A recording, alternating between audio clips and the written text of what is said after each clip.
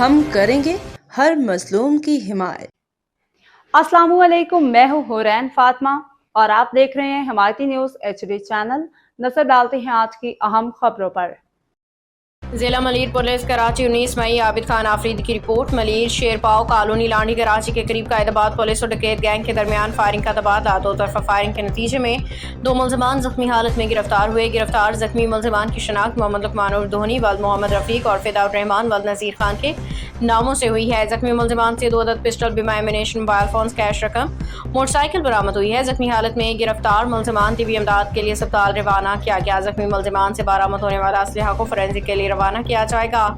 मुलजमान से बरामद मोटरसाइकिल के रिकॉर्ड ABLC हुकाम से चेक किया जा रहा है। गिरफ्तार जख्मी मुलजमान स्ट्रीट क्राइम के कई वारदातों में मुलविस निकले, जबकि मुलजमान का नाम पुलिस की मतलूबा फहरिस्त में IR में शामिल था। गिरफ्तार मुलजमान के खिलाफ मुकदमा दर्ज कर लिए गए हैं। मुलजमान के खिलाफ ज़ाब्ते के तहत कार्रवाई अमल में लाई जा रही है। तर्जुमान मलीर पुलिस।